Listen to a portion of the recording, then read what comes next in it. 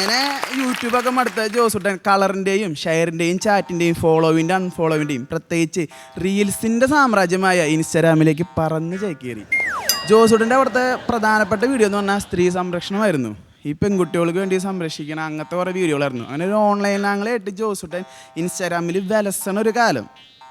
അങ്ങനെ ജോസുട്ടൻ്റെ ഒരു വീഡിയോ കയറി അങ്ങ് വൈറലായി. ആ വീഡിയോ വാസിലേക്ക് ഇങ്ങനെയായിരുന്നു: ആൺകുട്ടികൾ ജീവിതത്തിൽ 3 വട്ടം മാത്രമേ കരയാൻ പാടുള്ളൂ. 1, അവൻ കാരണം അവൻ്റെ അപ്പനും അമ്മയും കരയുന്നത് കാണുമ്പോൾ.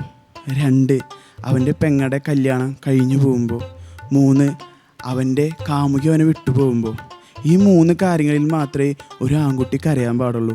ഈ വീഡിയോ അങ്ങ് അപ്ലോഡ് ചെയ്ത് എയറിലേക്ക് കയറ്റി എയറിലേക്ക് കയറാൻ വേണ്ടി ജോസുട്ടൻ റെഡി ആയിട്ട് റൂമിൻ്റെ വാതിൽ തുറന്ന് പുറത്തിറങ്ങിയപ്പോൾ, നീ എൻ്റെ പോക്കറ്റിൽ നിന്ന് പൈസ അടിച്ചു മാറ്റലെന്ന് പറഞ്ഞ അപ്പൻ്റെ 200-250 കിൻഡിൽ വരണ കൈ കൊണ്ട് ജോസുട്ടൻ്റെ പുറത്ത് ഇടി വെട്ടി ജോസുട്ടൻ നടുമ്പുറം മിന്നൽ പോയിട്ടും ജോസുട്ടൻ്റെ കൺകാർമകത്തുനിന്ന് ഒരു മഴത്തുള്ളി പോലും വീണില്ല.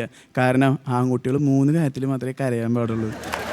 അങ്ങനെ ജോസുട്ടൻ ആ ദേഷ്യം വിഷമൊക്കെ തീർക്കാൻ വേണ്ടിയിട്ട് അടുക്കളയിൽ ചെന്നപ്പോൾ നമ്മുടെ പോരാളി തേങ്ങ ചിരവിക്കൊണ്ടിരിക്കുകയായിരുന്നു.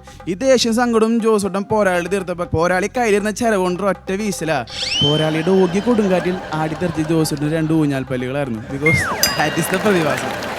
അങ്ങനെ ജോസുട്ടൻ ആ വീഡിയോ വൈറലായല്ലോ. അങ്ങനെ ജോസുട്ടൻ വൈകുന്നേരം ക്രിക്കറ്റ് കളിക്കാൻ പോയി.